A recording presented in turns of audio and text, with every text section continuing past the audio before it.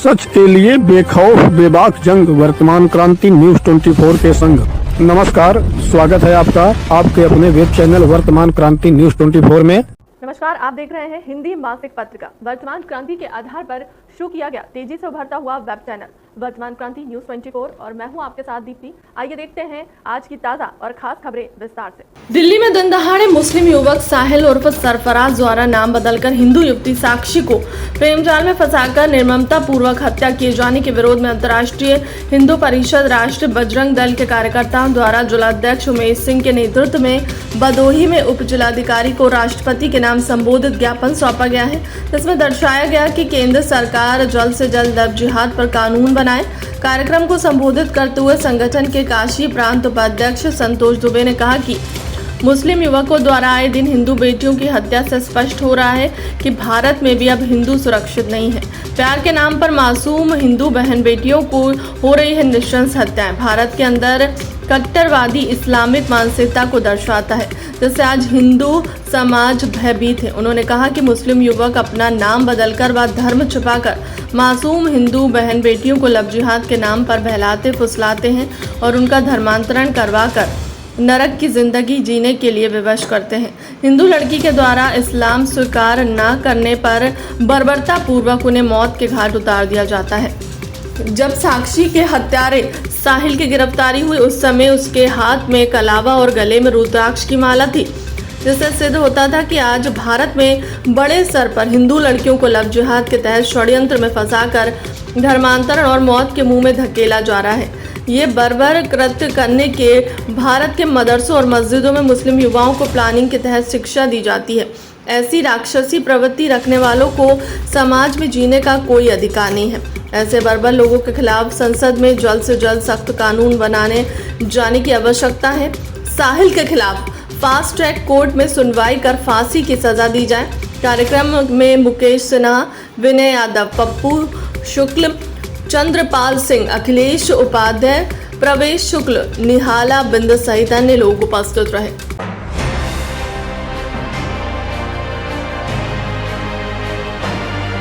राष्ट्रीय स्वयंसेवक संघ गोपीगंज के प्रताप शाखा बड़े शिव पर आयोजित छत्रपति शिवाजी महाराज के राज्याभिषेक दिवस पर गुरुवार को हिंदू साम्राज्य दिवस कार्यक्रम का आयोजन किया गया, जिसमें उनके त्याग और बलिदान को याद किया गया।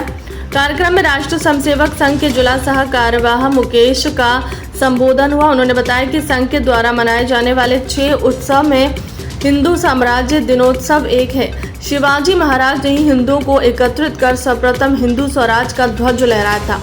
यह दिवस छत्रपति शिवाजी महाराज के त्याग और बलिदान को याद करने का दिन है। कार्यक्रम में विभाग के कुटुंब प्रबोधन संयोजक हरिराम, नगर संचालक सदानंद, नगर कार्यवाह विशाल, नगर सह कार्यवाह योगेश, नगर शारीरिक प्रमुख राम, हर्ष, प्रदीप, संतोष, हरि गोपाल, गोविंद, अरुण कुमार, मिंकू, अनंजय समेत स्वयंसेवक बंधु और मातृशक्ति के रूप में माता और बहनें उपस्थित रहीं।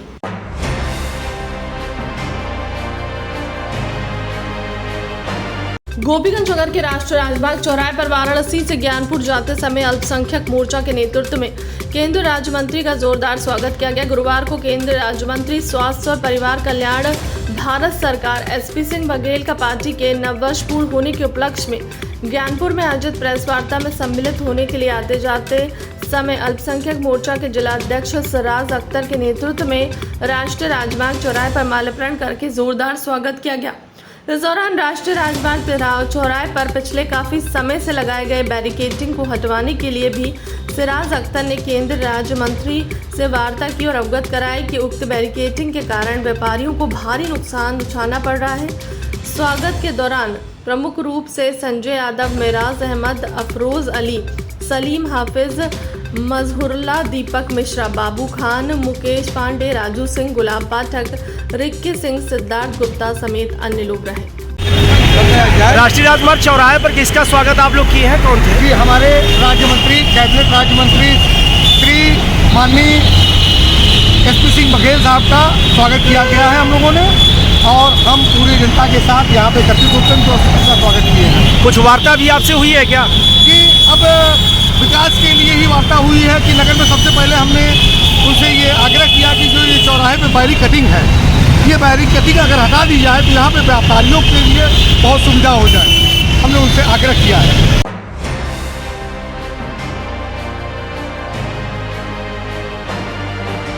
गोपीगंज नगर स्थित पुलिस चौकी के मूत्रालय का पानी जामा मस्जिद की गली में बह रहा है, जिसको लेकर स्थानीय लोगों ने मांग किया है कि गली में मूत्रालय से निकलने वाले गंदे पानी से जल्द निजात दिलाया जाए।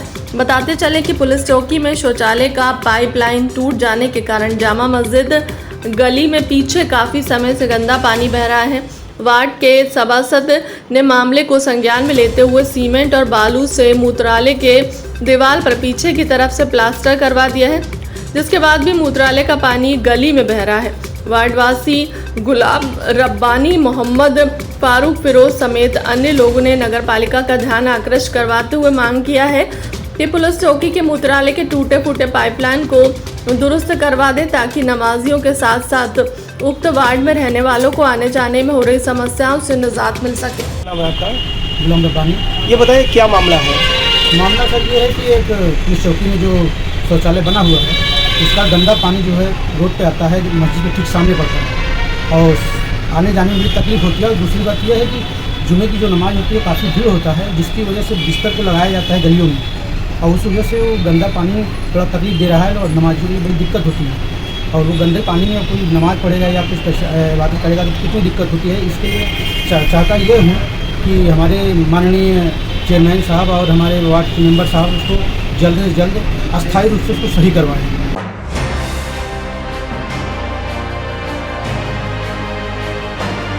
प्रधानमंत्री पथ विक्रेता आत्मनिर्भर स्वनिधि योजना के अंतर्गत स्वावलंबी रेहड़ी पटरी दुकानदारों को सशक्त बनाने के लिए डॉक्टर श्यामा प्रसाद मुखर्जी पार्क ज्ञानपुर में स्वनिधि महोत्सव का भव्य कार्यक्रम जिला नगरीय विकास अभिकरण डूडा द्वारा आयोजित किया गया, जिसका शुभारंभ सांसद रमेश चंद्र बिंद, विधायक दीनानाथ भास्कर, विधायक विपुल दुबे व मुख्य विकास अधिकारी यशवंत कुमार सिंह द्वारा किया गया।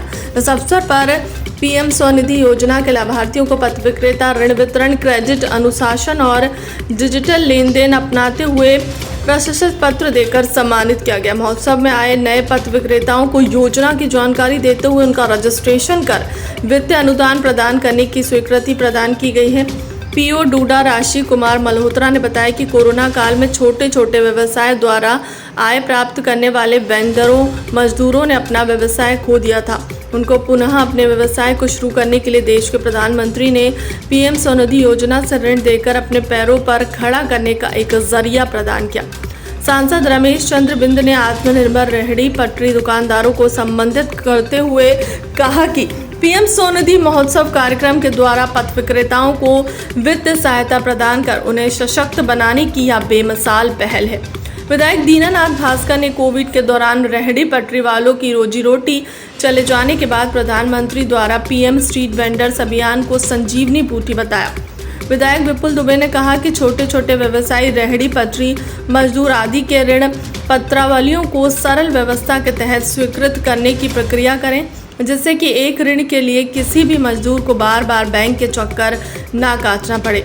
मुख्य विकास अधिकारी यशवंत कुमार सिंह ने पीएम स्वनिधि योजना की जानकारी देते हुए कहा कि इस योजना में प्रथम ऋण 10,000 रुपये 12 माह की किस्त के साथ और प्रथम ऋण को शर्तों के साथ पूर्ण करने के पश्चात दूसरा ऋण 20,000 रुपये और इसी प्रकार से तृतीय ऋण 50,000 रुपये तक का देने का प्राविधान है। जनपद के पथ विक्रेता स्वनिधि योजना का लाभ उठाने के लिए जिला नगरीय विकास अभिकरण डूडा कार्यालय में संपर्क करें।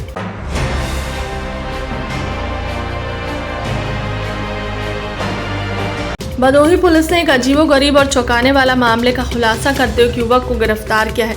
पुलिस ने एक ऐसे व्यक्ति को गिरफ्तार किया जो अपनी ही पत्नी को अश्लील वीडियो मैसेज भेजकर ब्लैकमेल कर रहा था। युवक ने अपनी पत्नी से पैसे तक की डिमांड की थी। पत्नी को परेशान करने की नीयत से उसने पत्नी के नाम से फर्जी सोशल मीडिया प्लेटफॉर्म अकाउंट भी बनाए थे। पुलिस ने आरोपी पति को गिरफ्तार कर लिया। पुलिस ने बताया कि जन सुनवाई के दौरान एक युवती ने शिकायत करते हुए बताया कि सोशल मीडिया प्लेटफॉर्म पर फर्जी आईडी बनाकर उसे अश्लील वीडियो भेजे जा रहे हैं और पैसे की मांग की जा रही है। पुलिस ने जांच की तो पता लगा कि शिकायत करने वाली युवती का पति ही उसको परेशान करने के उद्देश्य से ऐसा कर रहा है। आपको बता दें कि 1 साल पहले दोनों ही ज्ञानपुर कोर्ट में और फिर गोपीगंज स्थित बाबा बड़े शिव मंदिर में शादी हुई थी, लेकिन 6 महीने बाद ही दोनों में विवाद हो गया और दोनों अलग अलग रहने लगे। युवक को शक था कि उसकी पत्नी का किसी और से संबंध है। युवक के अनुसार वह अपनी पत्नी को अत्यधिक प्रेम करता था और उसे अपनाना चाहता था, मगर वह राजी नहीं हो रही थी, जिससे परेशान होकर उसने यह कदम उठाया। युवक ने अपनी पत्नी को फंसाने के लिए उसके मोबाइल नंबर से दूसरे मोबाइल पर व्हाट्सएप इंस्टॉल कर स्वयं के नंबर पर एक धमकी भरा मैसेज भेजा, जिसमें 4 लाख रुपए की मांग की गई। युवक ने पत्नी को फंसाने के उद्देश्य से मैसेज पुलिस को दिखाया, लेकिन जब पुलिस ने गहनता से जांच की तो पाया कि युवक ने ही अपनी पत्नी को फंसाने के लिए उसके मोबाइल नंबर से मैसेज भेजे थे। फिलहाल पुलिस ने आनंद मोदनवाल पुत्र राजेश उर्फ लल्लन मोदनवाल निवासी गोधना थाना उंज नाम के आरोपी युवक को गिरफ्तार कर लिया है। इस अजीबोगरीब मामले का खुलासा करते हुए गुरुवार को अपर पुलिस अधीक्षक राजेश भारती ने बताया कि देखिए, एक आज साइबर क्राइम और थाना ऊंच ने एक ऐसे युवक को गिरफ्तार किया है जो थाना ऊंच क्षेत्र का रहने वाला है और इसने एक लड़की से प्रेम विवाह किया था जो मदोई की रहने वाली है। मुंबई में इनकी फैमिली रहती थी, वहाँ इनके आपस में रिश्ते बने थे और फिर ये इन्होंने प्रेम विवाह कर लिया था। बाद में इनमें आपस में जब रिश्ते इनके ठीक नहीं चले लगभग 1 साल तक, तो ये दोनों अलग अलग हो गए। फिर ये जो लड़का है अपनी ही पत्नी को उसके व्हाट्सएप नंबर को, जो पहले चूंकि साथ में रहे तो उसके व्हाट्सएप नंबर को उसने क्लोन कर रखा था और उस नंबर से अपनी पत्नी को ब्लैकमेल करना शुरू किया। उसके अश्लील फोटो वीडियोज बना करके उसको भेजना शुरू किया। जब वो पत्नी ने कहीं कंप्लेन किया, पुलिस यहाँ आकर के पुलिस ऑफिस में एसपी साहब के पास कंप्लेन किया, तो उसने फर्जी पुलिस वाला बन करके उसका जो सो कॉल्ड पति था उसको मदद करने के लिए उस सारी चीज़ें जानता रहता था, क्योंकि इनका कोर्ट में मुकदमा भी चल रहा था। और फिर धीरे धीरे उससे बात करते करते उसके फोटो वीडियोज और इसने शेयर भी किया। उस लड़की से इसने थ्रेट करके 4 लाख रुपए की डिमांड भी करी। ये तथ्य में आया कि ये जो आनंद मोदनवाल लड़का है, गोधना थाना ऊंच का रहने वाला है, इसने अपनी पत्नी से जब अलग हो गया, उसके विरुद्ध मुकदमा उसने कर दिया, न्यायालय में चल रहा था, इसने उसको थ्रेट करना शुरू किया और उसके साथ इस तरह से चीटिंग किया, जिसके संबंध में आज थाना ऊंच पे इसके विरुद्ध आवश्यक जो उचित धाराएं उसमें अभियोग पंजीकृत कर इसको गिरफ्तार कर लिया गया है।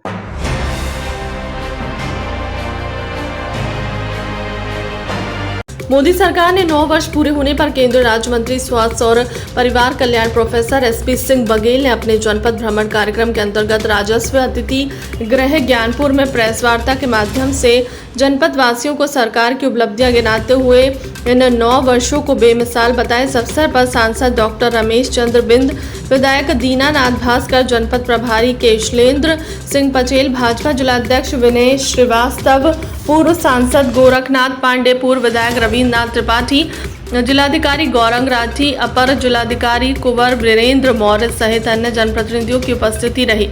श्री बघेल ने बताया कि मोदी सरकार के दौरान 2014 में 2023 के बीच में देश के प्रत्येक क्षेत्र में अमूलचूल परिवर्तन हुआ। बीते 9 वर्षों में देश के सभी क्षेत्रों में अभूतपूर्व विकास देखा। देश के सभी नागरिक इस अभूतपूर्व विकास के साक्षी रहे।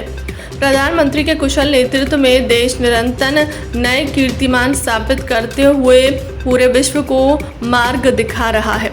उन्होंने 9 वर्ष सेवा, सुशासन, गरीब कल्याण थीम पर आधारित विभिन्न महत्वपूर्ण उपलब्धियों से जनमानस को अवगत कराया। उन्होंने कहा कि नरेंद्र मोदी की सरकार के लिए गरीबों का कल्याण प्राथमिकता बन गया है। पिछले 9 वर्षों में तुष्टीकरण के बजाय 100% संतुष्टि विकास का आधार बन गई है। भारत में गरीब और वंचित वर्ग अब एक सम्मानित जीवन जी रहे हैं। कहा कि प्रधानमंत्री मोदी की सकारात्मक छवि को देखते हुए विदेशों में भी मोदी की जय जयकार हो रही है। उन्हें विश्व गुरु, ग्लोबल लीडर, बॉस और सुपर पावर जैसे नामों से पुकारा जा रहा है। फिलहाल की अब तक की खबरों में इतना ही। देश दुनिया की तमाम बड़ी खबरों के लिए बने रहे हमारे चैनल के साथ। नमस्कार।